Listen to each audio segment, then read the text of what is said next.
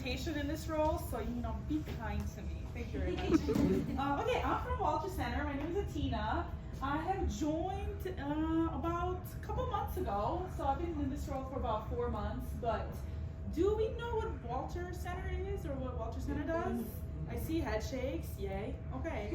I guess I just wanted to give a little bit of my story. I feel like I have a unique story, and I'm also a career coach for psych and brain sciences. So I guess I wanted you guys to meet me just a little bit. I feel like it breaks a barrier and makes it more comfortable for you guys to come to me. So I was born and raised in Serbia. I spent 18 years there, and then I actually competed for Team Serbia. I threw javelin, so spent kind of my teenage years traveling all over the world, which was a really fun experience, and then decided to come to the States. I went to Washington State for about 2.5 years, and it was middle of nowhere, so I decided that it's time to go. And I went to University of Missouri, so kind of spent a couple of years in the collegiate system, so I guess the athletics world was really fun for me, and I was able to get a lot of experiences there. So I kind of got my undergraduate degree at University of Missouri, which was, I actually had my little minor in psych, so I'm proud of that. And then got my undergraduate in health sciences, moved on to graduate certificate in public health, and then got my master's in adult and higher education, which I finished that at University of Oklahoma. And then all this time I was on my F1 visa, so international students know that's the kind of visa you came here with, is called F1. And my time to finish my master's degree came, and I was like, what am I going to do? So usually after your degrees, you have an opportunity to work for a year, depending on the degree that you get, but it's called an OPT. So actually a fellowship at IU Athletics opened up, so I was able to spend about a year at IU Athletics, which I did something called student athlete development, which is a lot of career services, professional personal development. It was fun experiences around, and it took months, I'll tell you. It took months, but I believe that I positioned myself really well over the years and developed my resume and was able to eloquently speak about my experiences and be able to interview well. So I kind of an accident applied for Walter's job, and they invited me for an interview, kind of moved really quickly. I got the job, and a couple of weeks later, they were like, yeah, we'll sponsor your visa. And I was like, snap, all right. So a couple of months until everything kind of came about, but been working there since kind of end of October, which has been a really fun experience. Yeah, looking forward to kind of growing the role, as this is my first full-time permanent position. So, and yeah, about a month ago, I got PBS as my industry group, which I was just really excited about. So, and that's when I reached out to her, and I was like, hey, let's make something happen. This seems like a fun event, so here I am. I just want to talk to you guys a little bit more about Walter Center, which I think it's relevant for everyone, and then a little bit more about international stuff. But people all the time come to what do I do? And I'm like, these things. I think it's difficult trying to figure out what you want to do, what kind of job you want, or internship, and as much as I want to have answers for you, I don't know. I don't know you. I don't know your values, your morals, the things that you want to do in life. So these are kind of things that we recommend. It kind of comes out of the Life Design book. We also have a great people that do classes on them as well. But I think for me, it's be curious. What do you want to do in life? Answer some of those your existential questions, I call them. So talk to people, network. Follow Andy's, she's over 1,000 people on LinkedIn.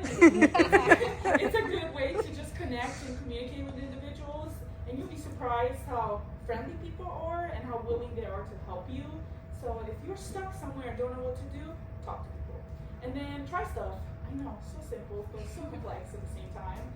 But it really is. You don't know if you like something until you try it. So I just even if it's silly, even if you think you're not gonna like it, sometimes you go and like stuff. So I think you can answer some of those career questions as well.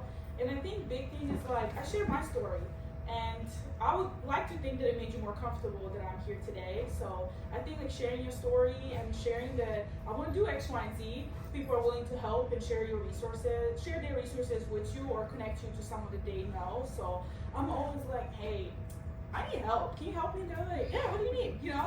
It's usually goes something down that line, and sometimes it's more intimidating than it actually is. So, okay, about a little bit of career coaching. I don't want to spend too much career services. You know, we can help you anything from your resume, CVs, cover letters, to maybe explore some of those existential questions, full-time jobs, internships, graduate school preparations, decision making. Like, usually if you come to me with anything, or you want to just chat, come on over.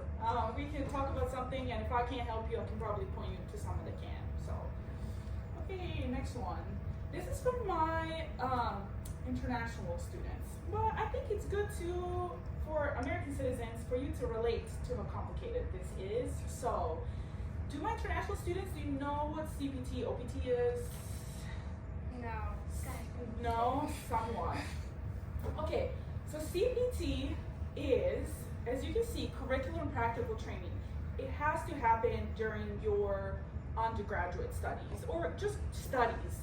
So you usually have to like enroll in a like course or like internship course that you can take some type of activity, right? And then you can have to get an internship or job offer, and then you have to go to International Center and apply for this visa, and then you can work and get paid for your experiences. So it's a little bit of complicated, not complicated process, but has a little bit more steps.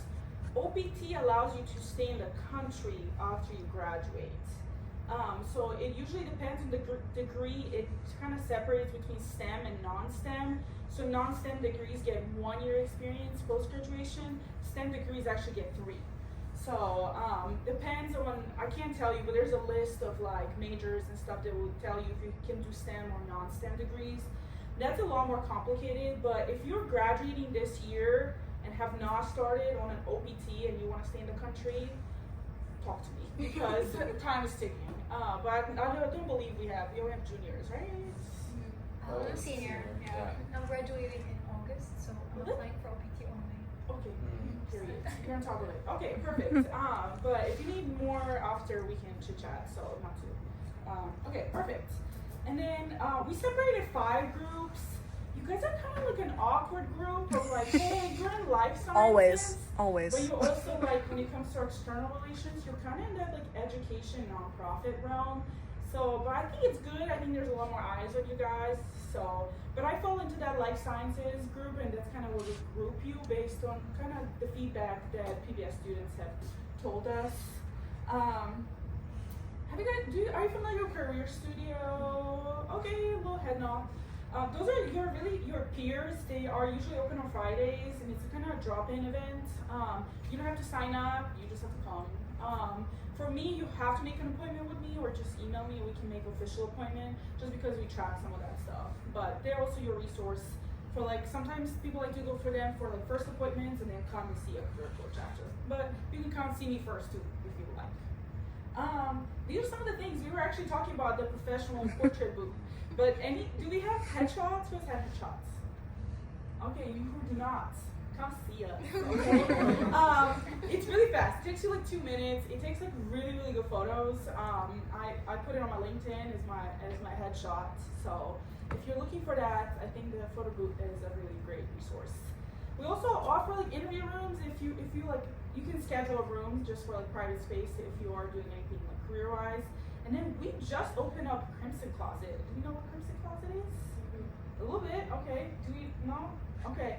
It's actually Crimson Closet. We have like professional clothes in there, and you're able to rent it out for almost a week. So if you don't really want to buy anything, like you can get in there, you can try some things, take it out for a week, and you bring it back. It's all professionally like cleaned. So just know that you're getting clean stuff, and then you can utilize it instead of buying new things when it comes to like professional development and careers. A little bit, we do offer scholarships when it comes to like internships. If you're, because of College of Arts and Sciences, like if you do get some of those experiential opportunities, like it can be internships. We even give out scholarship if you're like volunteering, but you need like financial help and stuff like that. I'm pretty sure like this is the one they're referring to. I'm gonna check it just so I don't give you unnecessary information, but I think we do have we have scholarships on our website. So if you are like interning or volunteering or all kinds of like different stuff, it kind of gives you a list of like the things we provide like scholarships for. So it's good to like check it out, see like, do I qualify? And if you have questions, if you qualify, you can also email me about it. This is not too relevant for you guys. Like you have your 109, 209, and 309. Am I correct? So I'm gonna skip on this. Handshake, who utilizes handshake? A little bit, okay. Anything almost IU related is on it, like career fairs, like if we have any type of events going on, like if you want to schedule a meeting with me, it's really on there. And handshake, like IU really vets like who's on handshake. So when it comes to employers, it's great for internships and client entry roles. So I almost send people more to handshake than I ever sent to LinkedIn. I think it's a little bit more relevant when we specifically talk about IU students. And then this is me. And this is the headshot that photo booth gave me, so I really recommend. Yeah, this is me. You can schedule appointment on that link, but even if you go on Handshake, you'll be able to find me. So, but yeah. Again, talking about Handshake, just career affairs, like as long as you go on Handshake and look at it, that's great. We also have something new. We're developing it a little bit more and more, but it's called Walter Center Success Network. It's a lot of alumni on there. I think we're kind of rebooting it a little bit more this year, but I do really recommend at least like making a profile and see if you can connect with someone over there. I think it can make networking a little bit less intimidating. So again, another great resource that we offer. And then that's kind of it. That was kind of quick, but any questions, thoughts, feelings, concerns? I kind of have a question for like our U.S. citizens over here. Yes. Can they also come and talk to you if they want to study abroad or something like that, like a semester abroad, or just in general? I think if we're talking about career exploration and like what can you do to help me like make my resume, sure, but we have like study abroad like experts for College of Arts and Sciences, so like I'm always happy to like, especially with study abroad, like refer him to him because he like develops some of those programs and like kind of really, I'm not going to say control, but looks through like applications and stuff of who's going and how that it functions. So I cannot tell you that I'm an expert on study abroad. I am not. I will point you to the website. So yeah. I have one more question. Yeah. So like a lot of us here are like clinical psychology majors, and like in our major it says bachelor's of science, Yeah. but we're not bachelor's of science, and we in fact like cannot get the 3-year after F1 visa OPT. Use the STEM OPT? Yes. So can you talk a little bit more about that? What specifically? Like it can, like is there like a way that we can turn it into STEM, or is it just like not possible? No.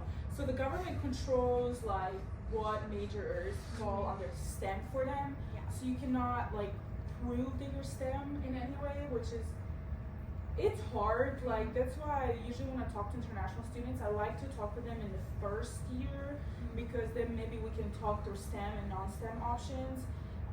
Because like for example, when I was in Washington State, I did kinesiology as my undergraduate, and then I transferred to Missouri, and it was like, well, we don't have kines, but we have health science. Kinesiology was STEM, health science isn't, you know. So and you like, I didn't know until I was like thinking about OPT and looking at things like really later on. So I think like if you ever have like a freshman as like a friend, like I think if we think about like career development and like staying US or kind of going home, I think some of those questions of what exactly major should I take to like allow me to have more experiences or allow me to pivot, I think some of those questions should come like earlier rather than later. I mean I recommend every student to try to start career prep in their freshman year, you know, even if it's just silly, like, oh, let me look at, it's never silly, but let me go look at resume, let me just pop on the career fair and see what's going on so you can like familiarize yourself with spaces.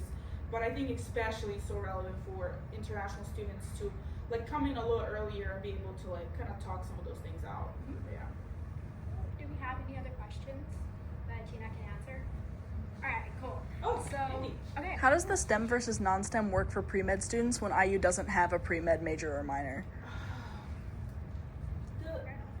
That's hard though. Like I think with international stuff, it's almost because you keep like kind of going to school. Like it looks a little bit different than like because you have to go to med school. Like, Yeah. And it's still a school, so you still continue to be like kind of on that F1 visa, you know. So and then I think like specializing and stuff like that later like looks a little bit different. Like and I would like want to answer all of it in detail. I do not have it. I think that's like a lot of time, and I know it can be frustrating, but a lot of times it is international or international center kind of question. That makes sense. Or I think HIPLA also has some of those resources. So yeah. But I'm happy to look at it and possibly answer your question later. Yeah. Do you have any other questions? Cool. Can we all clap for her, please?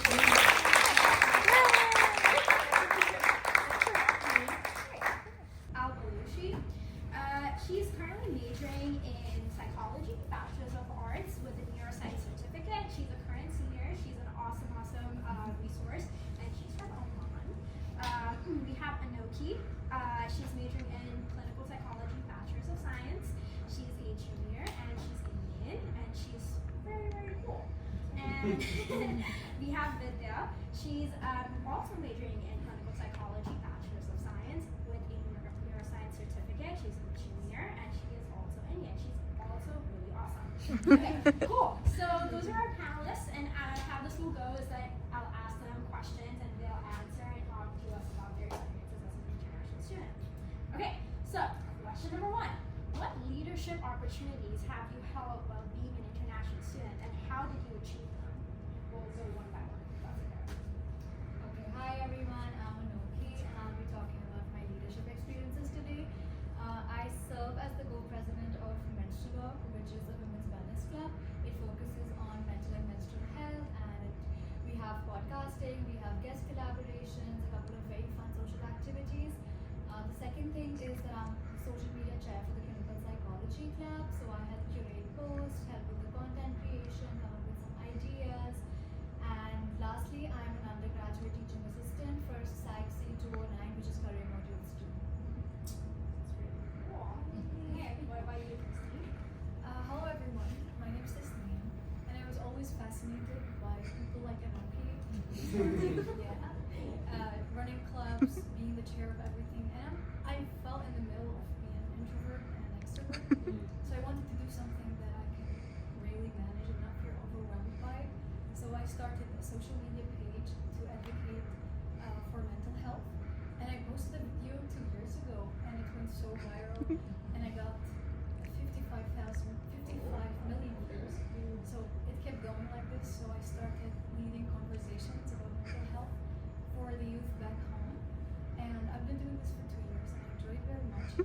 And it's not as overwhelming for me as leading lots of clubs and doing that, but that's what I can lead, and I love it so much. She's really popular. Give her a follow. Yeah. Okay. What though? So I'm also part of Menstrual. I'm the vice president of Outreach, and I'm the academic events coordinator for the clinical psych club as well here, and I'm an undergraduate teaching assistant for Psych 102. So it's been a journey since the freshman year. I've been part of these 3 clubs, part of Menstrual since freshman year, and I've been part of clinical psych club since last semester. So it's been pretty I wouldn't say hectic, but like pretty fun to be like part of these groups and have like conversations with people from different backgrounds, with different interests. So it's been nice, yeah. You don't get to do anything else, even in the UK, the United Kingdom. You only focus on your core classes, and it's only 3 years, not even 4 years. And it's kind of boring, and it's just gonna lock me in a box. And I wanted something more free, so I came to the United States. I do regret coming to Indiana because it's in the middle of nowhere. But I came for Kelly, and then I changed my major to psychology. But I came for the flexible curriculum and the ability to do lots of things during the day. So that's what it's inspired.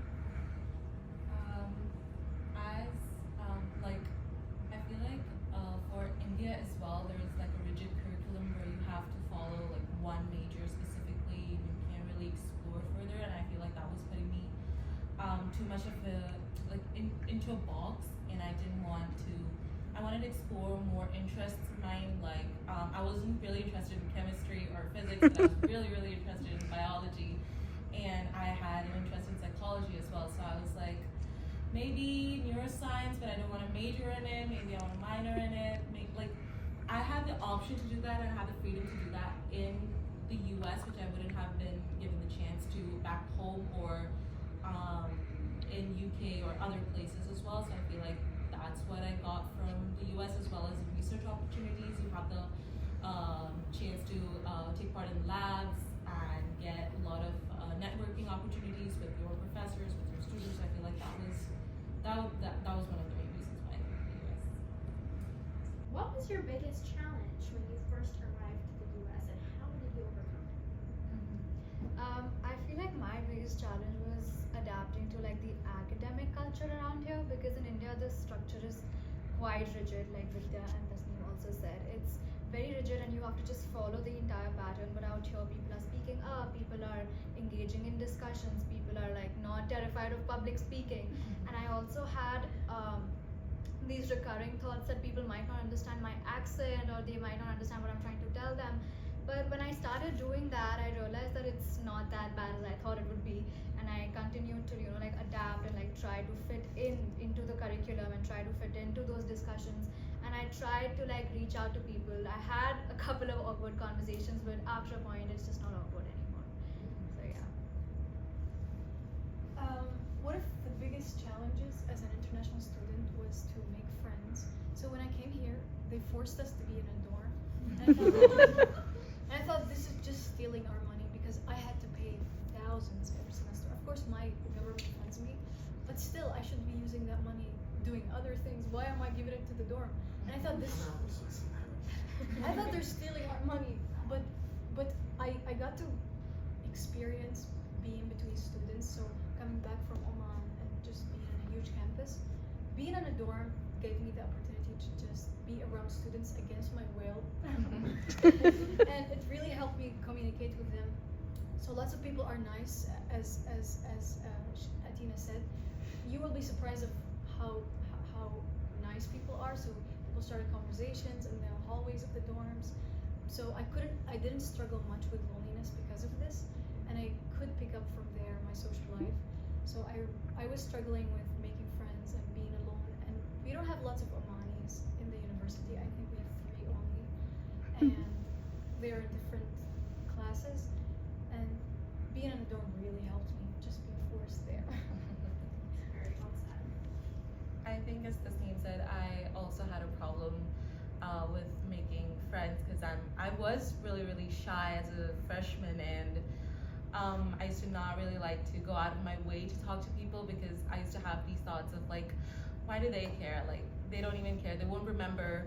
And I used to just sit in my dorm, to come back from class, just get my food and just do my work and just sit or hang out with friends that have the same background as me, are Indian or had the same major as me. It was not really going out of my way, going out of my comfort zone to like talk to people, to just interact even with professors. I used to be scared of doing that. So I feel like that was one of the main issues that I faced, because these are really big classes. Like, I feel like I didn't know how to like go up to a person and be like, oh hi, how are you, let's catch up soon or something like that.